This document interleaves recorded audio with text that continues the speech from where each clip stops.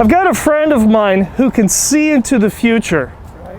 So he goes into the doctor, and the doctor asks him, how long you've been ailing you? And my friend says, since next Monday.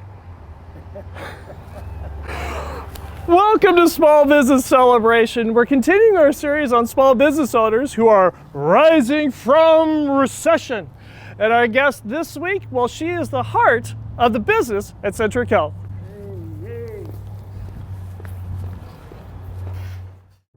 This is Small Business Celebration. Join us as we learn from successful business owners and successful business leaders about who they are, from where their business has grown, what they have learned, and where their successful business is going. I'm your host, Michael I. Roberts, and we're going to learn something that you can use today to grow a strong and profitable business.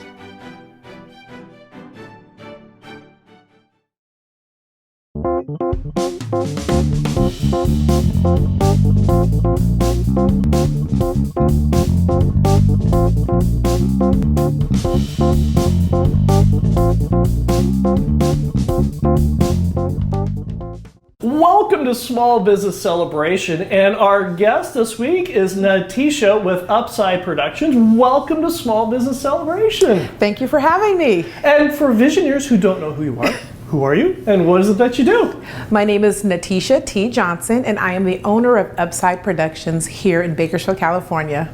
For those who are not in the entertainment industry, what kind of productions did you do, or do you do, I should say? Well, I'm glad you say that, because I did pivot. So we began in 2011, and we did everything from actually script writing, commercials, PSAs, shot lists, anything that had to do with productions, events mostly, but anything that had to do with the productions. We're talking live productions, yes. Shows, events, parties, fundraisers? Yes. Fundraisers, parties, concerts, even political events. Sure. We've done them all. I think we were probably most noted for our partnership with the Bakersfield Wing Festival as a co-owner.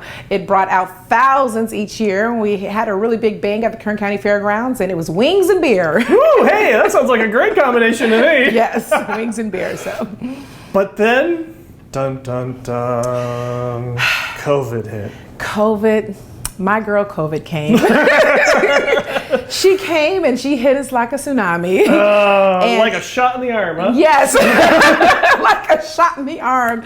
And it was a major economic setback because it took me out 100% of my business. Because all entertainment stopped. All entertainment just paused.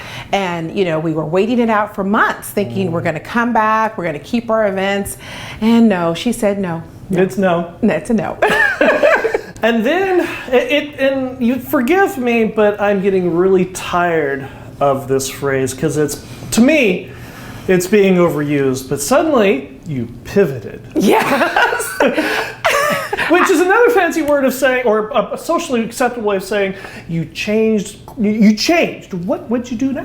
Absolutely, that word pivoted is kind of being used as a clutch, but I did pivot, which means I had to change. I had to look at it from a different advantage point. And so pivoting to me is like a game of basketball. You just take one step to get a better position so you know how to make that slam dunk. Right. And so I had to really rebrand myself by identifying some of the strengths that I had and utilizing the skill sets to say, how can I capitalize on this? And how did you do that? Well, it didn't come that easy. I wish I can give you that fairy tale story where I sat down and I was just magically granted that unicorn of all thinkings. It took several months. At first, it took the emotional side that needed to be adjusted of getting hit hard. You know, when your income gets not sliced, but just completely taken away, it's an emotional stress. It's like, okay, so how do I sustain? I've been doing this since 2011. Do I have to create a new business? Do I have to just rebrand? Where's this finances coming from? So I had to sit down and kind of write down, do I want to continue? And if so, how do I continue? So how do I pivot? So I had to sit down with my husband of 21 years and he was like, whatever you want, babe. He's just, that's his kind of response for everything, whatever you want, babe. I tell ladies, you gotta get you one of those. You gotta get you one of those, whatever you want, babe. And so we were able to really sit down and look at it from a financial point of view to see if it would be beneficial to the family. And it was, because I was already doing these things. I've been doing them long before productions. And what things were you doing? Building relationships, connecting people, creating opportunities, strategically identifying problems and creating resolutions for individuals and businesses. And I was really good at it. And I am really good at it. People would call me, as I'm the fixer. Right. We needed something, you would call T. T would make it happen. You needed to connect with an organization, a group, or you had a problem, or you have a goal that you want to reach. We know how to do it. We would call T. And so I was able to take that and pivot it into my new rebranding of Upside Productions. I kept the same name because that name is everything. Sure. People, they need to know you, like you and trust you, just like Morgan Clayton says. Sure, absolutely. So I kept the same name, and what I do is I do strategic partnerships. And so I work with corporations, and one of them is Centric Health here. Centric Health is one of the relationships that I do have in the community where they reach out and say, hey, we have a challenge, not a problem. I don't think things are problems, they're challenges. And you have to be able to identify different ways to find resolutions to these challenges that we have. And they really wanted to target underserved populations, but didn't really have that reach or a clear understanding of how to do that. So I specialize in cultivating relationships and facilitating partnerships with various organizations that are seeking underserved populations, especially the minority community. So if you have money you want to give, you have resources or just educational knowledge that you want to pour out into the community and you don't know how to reach them, you will contact me. I create a business model for you to say, hey, I've got a great source here for you. I can get the people to you. I have the location for you, everything that you need to reach your goal as a company. And so one project that we partnered up with Centric Health was Her Heart Matters. Her Heart Matters. Her Heart Matters. And it's all about the heart. Sure. It's all about the heart. It's what keeps us going. But what they have learned here at Centric Healthcare is that the African American community, especially women, the number one disease is heart disease. Right. And they were dying, and they said, we need to reach this population. How do we do that? And you help them. And I help them. I help them identify the population so they can really assess and treat the community, because that's what their passion is. It's really community driven. It's, we see hospitals, but you've got a lot of doctors, Dr. Jeet Singh, Dr. Jasleen Dougal, who really wants to meet the community where they're at. And they partnered up with me, and we did that. You mentioned that this is an organization that wants to give money into the community, but it sounds more like this is an investment into the community. And that is what you're facilitating, is you're saying, okay, we know how to reach a very specific demographic, and we know how to reach them effectively. So it's not necessarily just giving money, it's investing in what's going to come down the road next year, 2 years, 5 years plus. Absolutely, and every organization works differently. As for Centric, they wanted to invest the educational. They wanted to make sure that people were informed. And so I do have other organizations that have the money. Sure. They want to pour into the community, and that's absolutely fine. So it doesn't necessarily have to be money. It could just be, in this situation, is the education. How can we reach this demographic? How can we specifically identify and make a connection and come back with results? If visionaries want to get in touch with you and learn how their business can grow and expand by investing in the community, how do they do that? UpsideProductions.biz. .biz. B as in boy, I as in igloo, and Z as in zebra. You've been through this before. I've been through this before. Or they can call me directly. Everyone in Bakersfield has my number. It is 661-281-5007. What was that? You've seen the show. What's that phone number again? 661-281-5007. And if you like Small Business Celebration and you want to tell all of your friends about the great conversation that NaTesha and I are having, go ahead and like, subscribe, and notify. And when we come back, we are going to go into more details about how you can reach the market you're trying to reach into your business when we come right back. My name is Josh D'Amigo, and I'm a Toastmaster from Ventura, California. Toastmasters has helped me build my career and relate to small business owners in a myriad of ways. Too many ways to list in 30 seconds. But the most impactful way that Toastmasters has helped me is to come up with believable answers to really bad questions on the fly. This is not just in my presentations at work, but it's also at city council meetings and at my local chamber.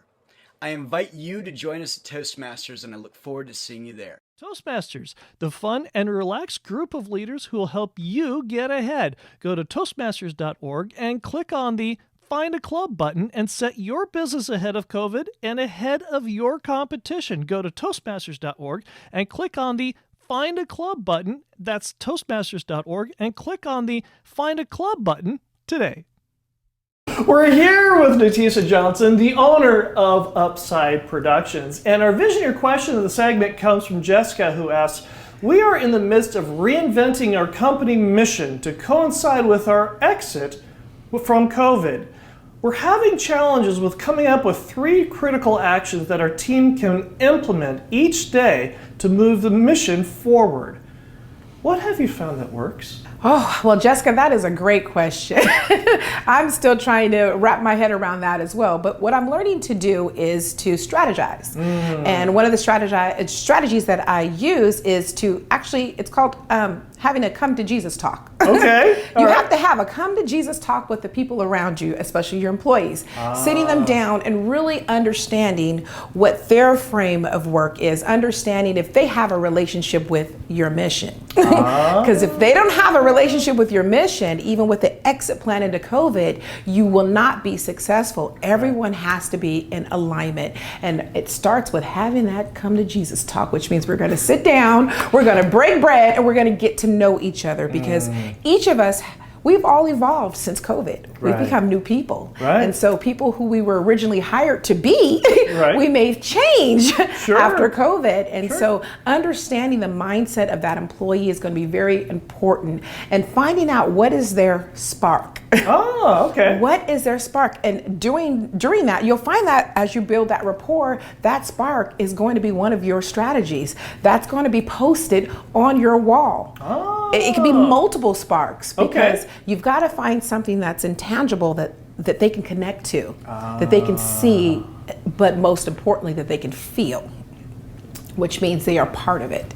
When you're a part of a team, you're a part of a process, together you can reach that goal much quicker. And it's a little easier that way too. Sure. People do things based on the way they feel. Absolutely. Absolutely. This is also something that happened with you. As you mentioned in the first segment, you had that moment where you had to sit down with your husband and said, yeah, what I've been doing ain't working. It ain't working.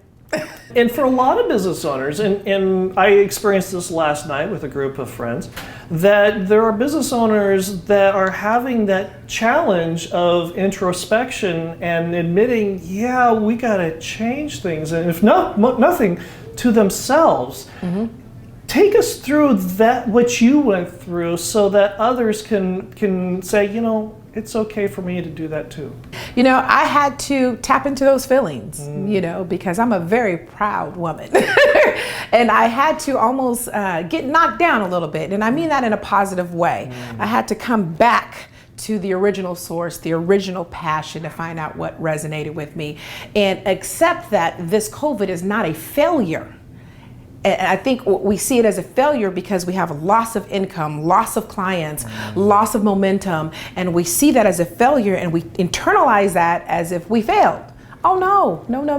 I'm just taking a pause, just like I'm on vacation right now. I'm on vacation. A forced vacation, involuntary vacation. But it's for us to reset. to reset. So what I would say to business owners in that situation is it's okay to reset and take as long as you need to reset, because as you are preparing and you're energizing and you're getting all your ducks in order, you're going to come out the box with it. So you don't want to feel rushed because you feel people are looking at you as if you're a failure, as if, oh, you could have overcame this business overcame that. Every individual has different circumstances. And so as a business owner, don't compare yourself to the next corporation or the next business, but to really evaluate where you are at. And that's tapping into your feelings and asking yourself, do I want to move forward? Right, sure. Do I have it in me to move forward?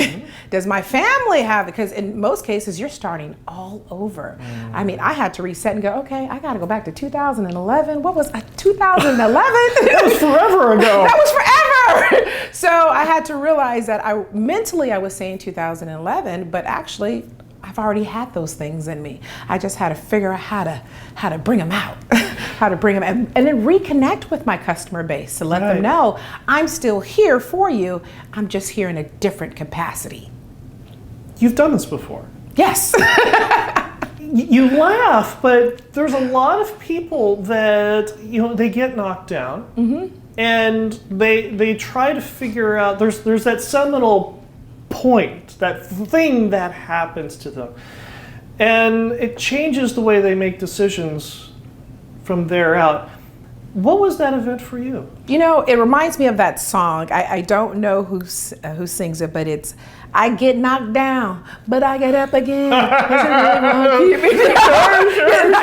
And you have to have a theme song, okay? Right. So I grew up with a mother who made sure that we had a theme song in our head at all times. Sure.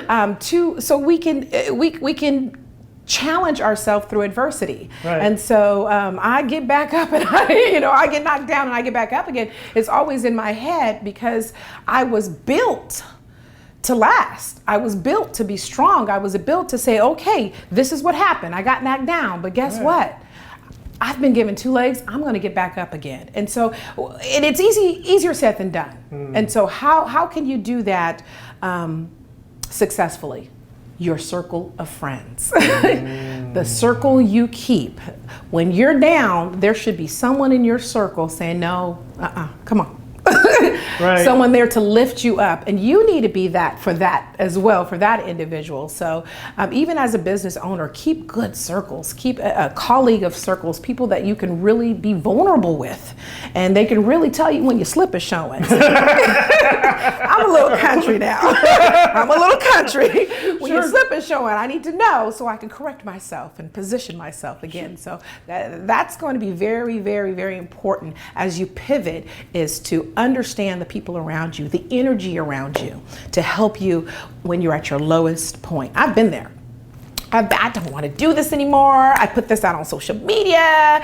Nobody wants to go. I didn't get any likes. Nobody's called me. I've been through all those emotional roller coasters, and I've always been able to rely on my circle.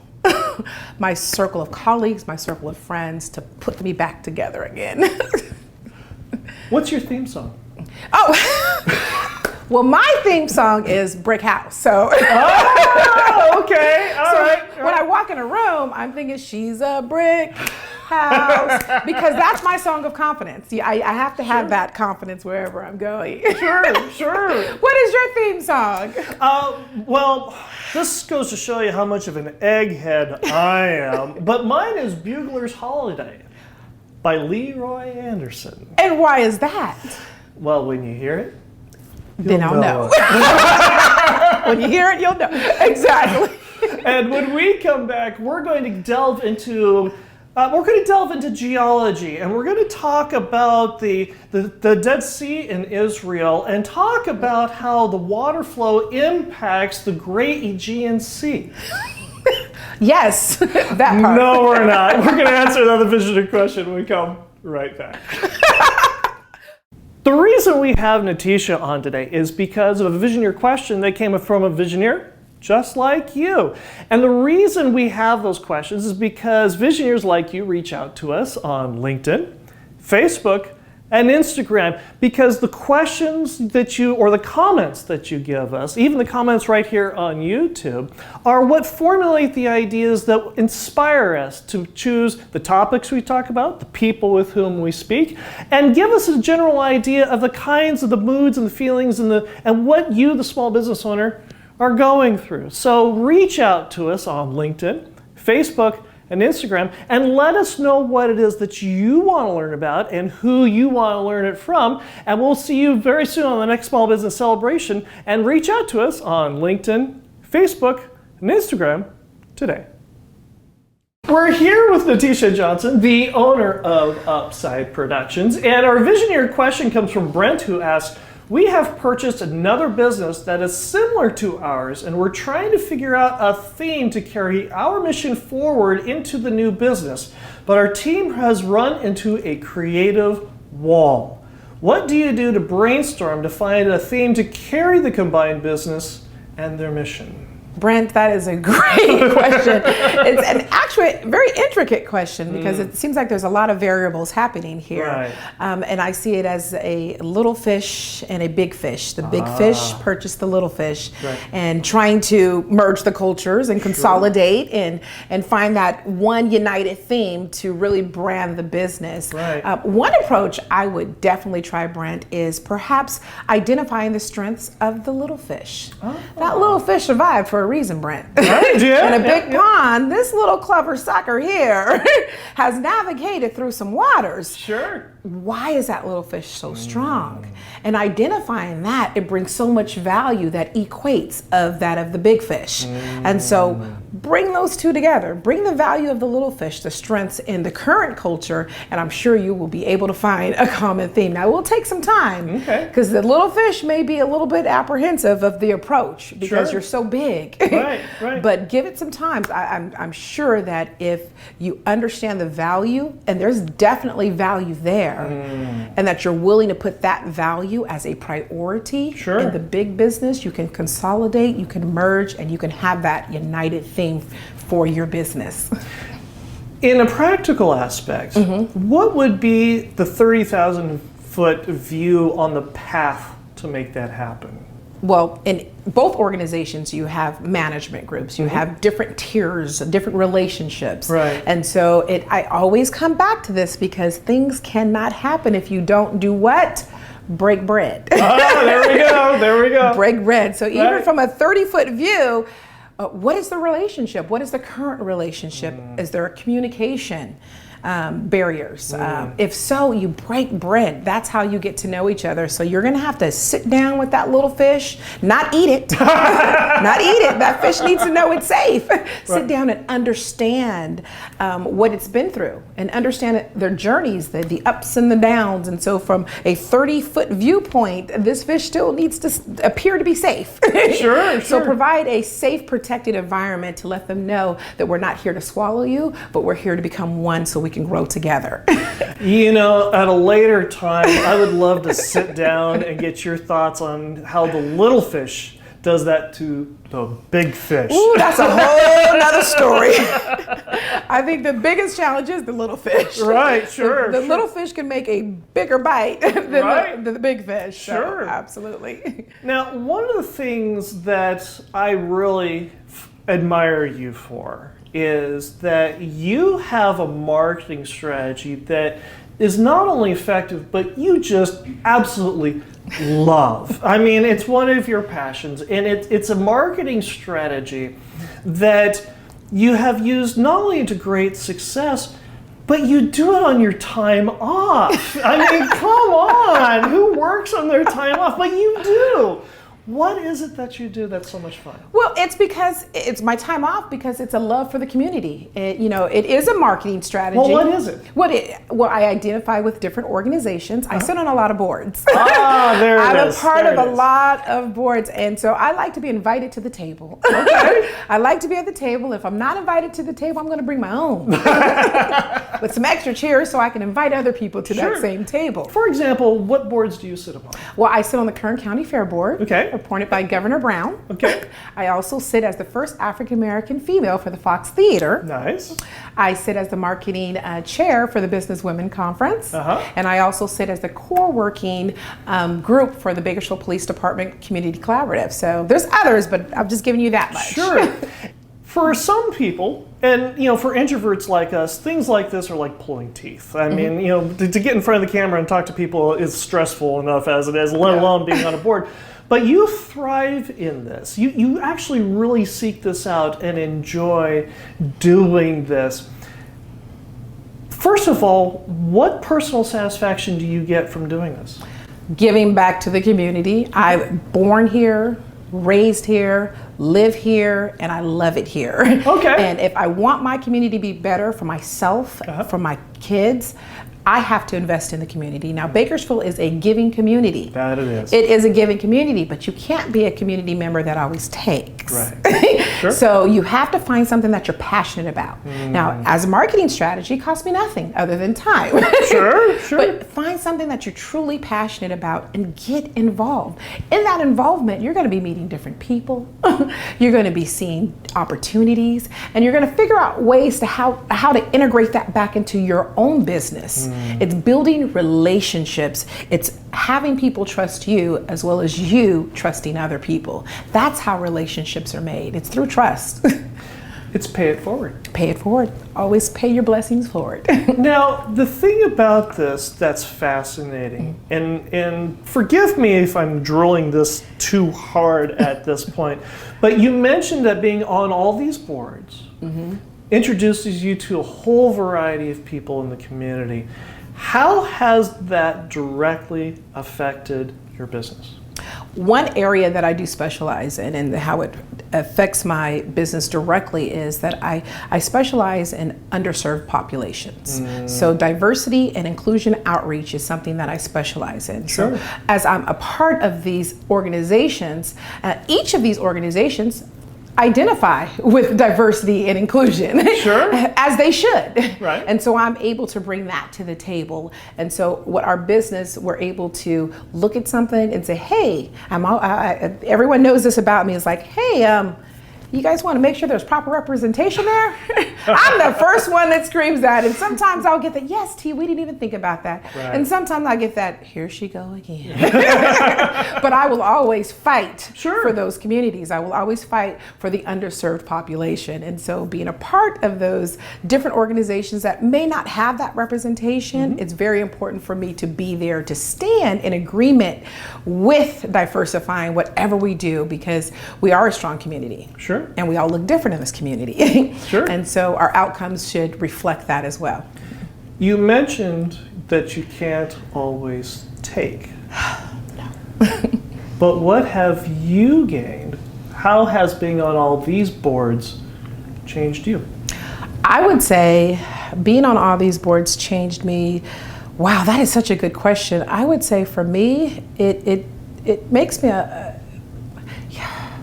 I'm a bit more humble. It's a little emotional thing for me. It's being on these boards really puts things back into perspective, because although I see successes all the times, I'm listening to some of the challenges, and I'm listening to some of the things that these organizations have, especially with our underserved population, and it humbles me. It makes me realize that I am thankful for my growth. I'm thankful for the successes that I have, and to never forget where I came from. And so I'm very humbled in every position that I do serve in. What makes you wake up every morning and open your business? Well, I'm going to just give it to you real. I'm country. Okay, all right. It is God himself. He is first in my life. God is first in my life. My husband of 21 years, oh my goodness, he's a special ed teacher, and he has a heart of gold. He balances me. I'm high strung. Right, sure. You are active. That's for sure.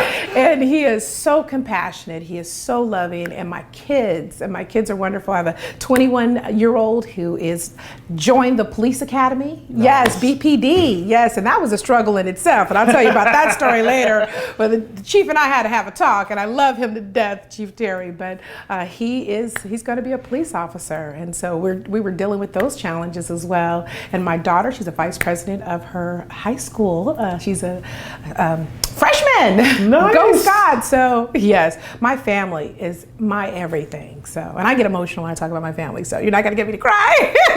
But family, that's what keeps me going. Family and having a God-centered life. Having a God-centered. Now, I make mistakes, and I always tell people I'm in progress. I'm a work in progress. This is the day the Lord has made. Let us rejoice and be glad in it. I tell you, I like you. And if visitors want to get in touch with you, how do they do that? Well, they can go to my website at upsideproductions.biz. B as in boy. Yes, B as in boy, I as in igloo, and Z as in zebra. Or you can just reach out to me directly on my cellular device, 661-281-5007. 661-281-5007. Well, this has been a privilege. Thank you very much for being on Small Business Celebration, and I look very much to serving on another board with you soon. Absolutely. This has been a joy. Thank you so much for having me. And we'll have my final thought when we come right back. My name is Josh D'Amigo, and I'm a Toastmaster from Ventura, California. Toastmasters has helped me build my career and relate to small business owners in a myriad of ways. Too many ways to list in 30 seconds. But the most impactful way that Toastmasters has helped me is to come up with believable answers to really bad questions on the fly. This is not just in my presentations at work, but it's also at city council meetings and at my local chamber. I invite you to join us at Toastmasters, and I look forward to seeing you there. Toastmasters, the fun and relaxed group of leaders who will help you get ahead. Go to Toastmasters.org and click on the Find a Club button and set your business ahead of COVID and ahead of your competition. Go to Toastmasters.org and click on the Find a Club button. That's Toastmasters.org and click on the Find a Club button today. You heard earlier NaTesha talk about the strategy of marketing and combining two companies like a small fish and a big fish. And we often find ourselves as small business owners, we feel that we are the small fish. We're always competing against the bigger conglomerates, the tech companies, the worldwide distributing warehouse superstores. And we sit there and ask ourselves, how can we compete? Can we make a difference? And the answer is a resounding yes. Because one of the things NaTesha also pointed out to us is if we give back to the community, if we pay it forward in the community, we can actually grow our business by helping others become better than they think they are. We can help people become more specialized. We can help people develop those friendships. We can help people not only get from point A to point B, but we can help them become better people. So when you get up in the morning and you turn on the television or you watch online and you see an ad for a big conglomerate or an international multifactional company of sorts, keep in mind, you are making a direct influence, a direct difference to the people you are directly involved with.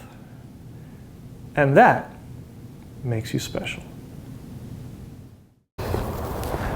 Well, sir, congratulations.